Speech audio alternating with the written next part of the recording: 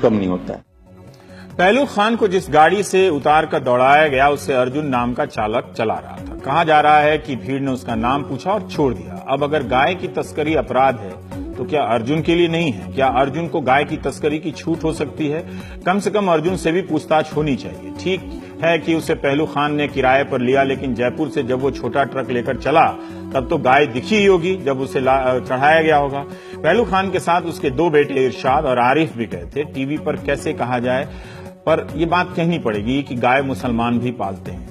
पहलू खान गाय पालते थे, गोपालक थे और दूध का बिजनेस करते थे, दूध बेचते थे। मुसलमान भी गाय का दूध बेचकर गुजारा करते हैं। इस तरह से शक के आधार पर किसी को दौड़ाकर मार दिया जाए तो क्या पता किसी दिन आप किसी गाय के बगल में चल रहे हों, कुछ खिला रहे हों और भीड़ आकर मार दे और कुछ भी कह देगी कि गाय को कहीं और ले जा रहे थे या कुछ संदिग्ध चीज खिला रहे थे। इरशाद की सुनिए कि क्या हुआ।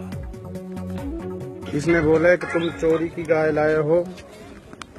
अब मेरे पास जी पूरा रवन्ना है, जयपुर अठवाड़े से गाय लाया हूँ, हुलिया मेरे पास है, पूरा सबूत है, गाय ताजा भी आई है, सब कुछ मेरे पास पूरा सबूत है जी। उसने हमारे को बेकसूर मारा है। हमारे जी तीनों बाप बेटों के जेब में कम से कम 75-80 हजार रुपया थे, पूरे रुपए निकाल लिए, कपड़े को भी निकाल ले गए।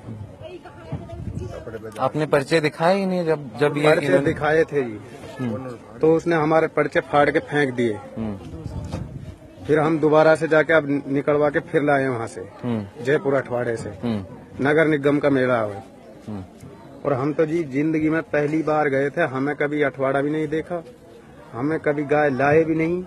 बस हम तो अपनी जिंदगी में पहली बार, अब भी कुछ पैसा दूधिया से लेकर जब गए थे, कर्ज लेकर गए थे दूधिया से कि तेरे लिए दूध दे देंगे और हमारे लिए भी दूध हो जाएगा, तेरे लिए भी दूध हो जाएगा, ऊपर से रमजान आ रहे हैं तो भाई दोनों को गुजारा हो जाएगा। उसने बेचारे ने हमारे लिए पैसा दे दिया, हम लेने गए तो हमारे गले रास्ते में ये घटना हो गई।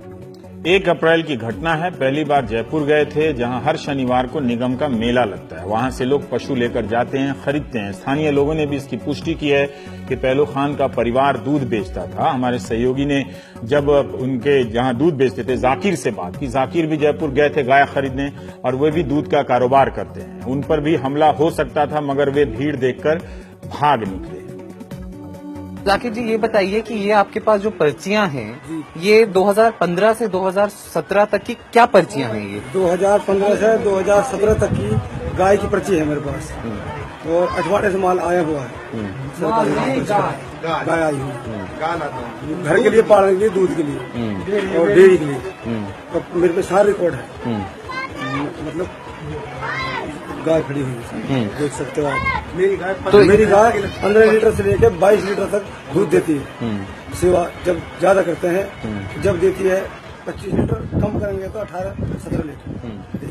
तो आप 2015 से आप कह रहे हैं गाय ला रहे हैं। हाँ, कभी भी 2 सालों के अंतराल में किसी ने कुछ कहा, कभी रोका, कभी कुछ ऐसी बात हुई जैसे आज हुई है?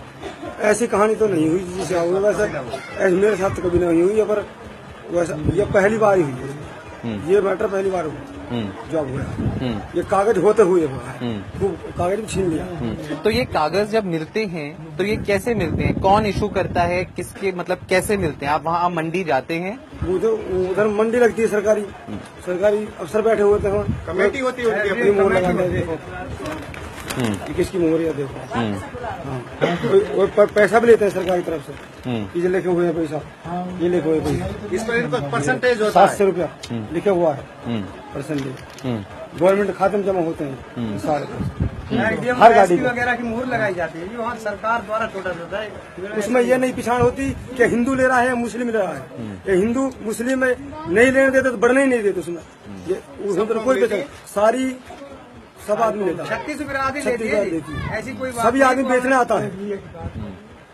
तो ये तो नाजायज हो रहा है जी, ये हुआ है। अलवर के